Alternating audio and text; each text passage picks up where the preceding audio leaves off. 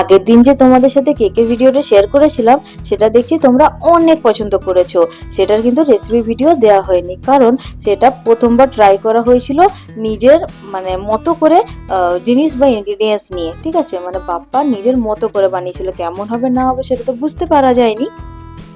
তাই যখন খেয়ে পরে বোঝা গেল না, জিনিসটা কিন্তু খুব সুন্দর হয়েছে আর হেলদিও। তাই ভাবলাম আজকে আরেকবার বানানো যাক আর তোমাদের সাথে রেসিপিটা শেয়ার করা যাক। চলো ভিডিওটা স্টার্ট করা যাক। হেলদি কেন বলছি বলো তো? কেকটার মধ্যে কোনো রকম ময়দা ইউজ করা হয়নি। এই যে এখানে বাপ্পা সুজি দিয়ে কেকটা বানিয়েছে। দেখো এখানে 3 কাপের মতো সুজি নেওয়া হয়েছে, এই ধরনের কাপের মাপে। আর এই সুজিটাকে মিক্সিতে একটু পাউডারের মতো করে নেওয়া হলো।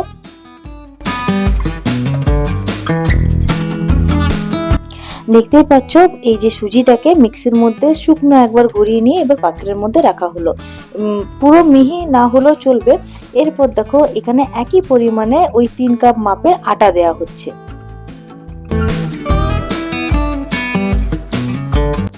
এবারে দেখো ইউজ করা হচ্ছে একটা কমলা লেবুর জুস। একটা জুসারে করে কমলা লেবুর পুরো জুসটা বের করে নেওয়া হবে। ওই জুসটার মধ্যে দেখো একে একে মিশিয়ে নিচ্ছে টুটি ফ্রুটি আর ড্রাই ফ্রুটস। তোমাদের যা যা ড্রাই ফ্রুটস অ্যাভেলেবেল থাকবে তোমরা সেটা সবই ইউজ করতে পারো। এখানে আমরা দেখো জুসটার মধ্যে কাজু কিশমিশ আর দিয়ে দিয়েছি টুটি ফ্রুটিটা।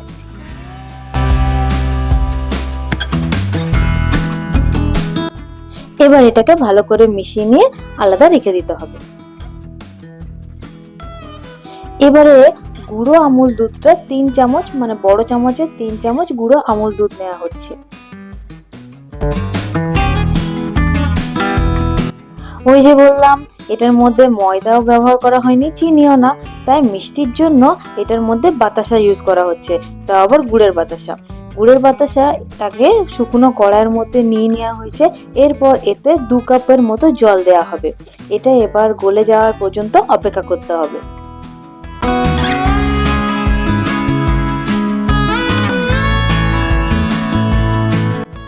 শীতকাল, খেজুর গুড়ের সময়, তাই মিষ্টির জন্য আমরা একটু গুঁড়ো অ্যাড করে নিলাম। পুরো ফুল কাপ দেওয়া হয়নি, দেখতেই পেলে কতটা গুড় অ্যাড করা হলো। সেই বাতাসাটার সাথে গুড়টা অ্যাড করা হলো।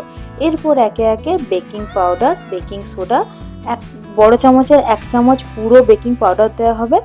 আর সেই বড় চামচটাতেই একটু পরিমাণে বেকিং সোডা ইউজ করা হবে।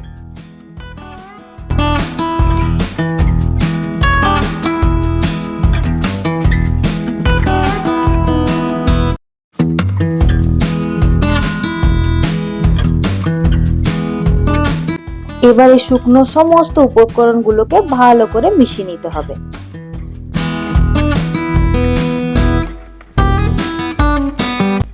এরপর কেকের ব্যাটারটা বানানোর জন্য ওই বাতাসা আর গুড়ের মিশ্রণটা আস্তে আস্তে ওই শুকনো মিশ্রণটার মধ্যে দিয়ে দিয়ে গুলে নিতে হবে। এরপর আমরা দেখো ওই কাপটার হাফ কাপের মতো সাদা তেল ইউজ করছি, তোমরা চাইলে তার মধ্যে বাটার ইউজ করতে পারো। এরপর দেখো 1 কাপ পরিমাণে দুধ নিয়ে নিলাম। দুধ দেওয়ার পর ভালো করে মিশ্রণটাকে ফেটিয়ে নিতে হবে। এবার মনে হচ্ছিল মিশ্রণটা একটু মোটা, তাই ওটাকে পাতলা করার জন্য আবার পরিমাণ মতো দুধ অ্যাড করে নিচ্ছি। তোমরা দেখেই বুঝতে পারবে কেকের ব্যাটারের যে মিশ্রণটা হয় সেটা যতক্ষণ না আসবে দুধ অ্যাড করে সেটাকে বানিয়ে নিতে হবে। এরপর নিয়ে নিয়েছিলাম হাফ কাপ দুধের মধ্যে 1 বড় চা চামচ ভ্যানিলা এসেন্স এবং সেটাকে দিয়ে ভালো করে ফেটিয়ে নিতে হবে। এবার ওই অরেঞ্জ জুসের সাথে মিশিয়ে রাখা ড্রাই ফ্রুটস গুলো, সমস্ত জিনিসগুলো দিয়ে মিশিয়ে নিতে হবে।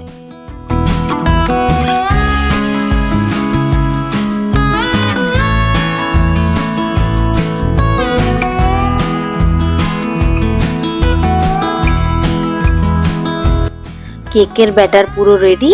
এবার 2টো পাত্র নিয়ে নিয়েছি, সেই পাত্রের মধ্যে ঘি মাখিয়ে নিয়েছি আর নিচে দিয়ে দিয়েছি কাগজ। এবার সেই কেকের মিশ্রণটাকে ভালো করে ওর মধ্যে দিয়ে সেট করে নিতে হবে। কেকটা মাইক্রোওভেনে হবে না, কেকটা হবে গ্যাসের মধ্যে। এবার দেখো আগে থেকে 2টো পাত্র প্রি হিট করতে দেওয়া হয়েছে, দেখো গরম তো ভালোই হয়ে গেছে। এবার সেই সমস্ত মিশ্রণটা এই 2টোর মধ্যে বসিয়ে দিয়ে ভালো করে ঢেকে দিতে হবে। এরপর ওপর থেকে কিছু টুটি ফুটি ছড়িয়ে দেওয়া হচ্ছে, কিন্তু তখন দেখা হলো ওই জিনিসগুলো ভেতর দিকে যেন ঢুকে যাচ্ছে। তাই ভাবা হলো, বাবা বলল যে সে সমস্ত জিনিসগুলো পরে দেওয়া হবে, আগে 5 মিনিট কেকটা কিছুটা বেক হোক, উপরটা হালকা শক্ত হয়ে এলে তারপরে জিনিসগুলো দেওয়া হবে।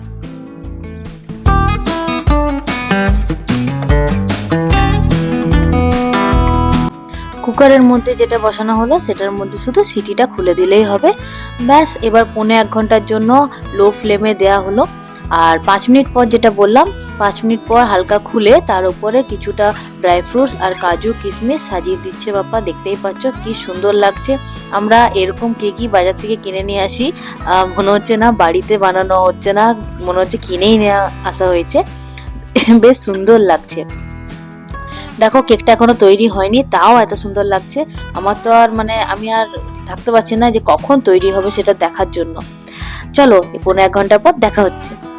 2000 years later. বিশ্বাস করো এত ভালো লাগছিল দেখে যে কি বলবো। এই ধরনের কেকগুলোই যেমন আমরা বাজার থেকে কিনে নিয়ে আসি ক্রিসমাসের সময়, পুরো ফুল ডিটো ওরকমই হয়েছে। আর খেতেও টেস্টটা অসাম। তোমাদের সবাইকে বলবো যে তোমরা একবার প্লিজ বাড়িতে ট্রাই করে দেখো এই হেলদি রেসিপিটা কেকের। No added sugar, no added maida, শুধুমাত্র বাতাসা দিয়ে হয়েছে, অপূর্ব টেস্ট।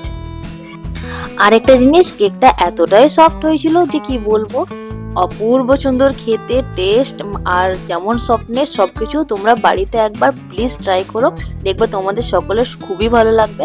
এই নিয়ে 2বার করা হচ্ছে। ফার্স্টবার যখন করেছিলাম কেমন হবে ভেবে সেটার আর ভিডিও করিনি, এই আজকে সেকেন্ড টাইম করে তোমাদের সাথে শেয়ার করব ভাবলাম। এই যে দেখো পুরো স্পঞ্জের মতো কেকটা, দেখো এইভাবে নরম তুলতুলে, দেখো এইভাবে করা হচ্ছে, দেখো কত সুন্দর। টেস্টার কথা আর কি বলবো। তোমরা মাস্ট ট্রাই করো কেকটা। আর ভিডিওটা ভালো লাগলে প্লিজ লাইক শেয়ার সাবস্ক্রাইব করবে। এখন তাহলে বাই। কেমন হয়েছে বলো? দারুণ হয়েছে। আমার ভালো লাগলো, তুমি বলবে খেয়ে কেমন লাগলো। দারুণ দারুণ, খুব সুন্দর। কেকটা কেমন হয়েছে বলে দাও সবাইকে। ভালো হয়েছে খুব কেকটা বন্ধুরা।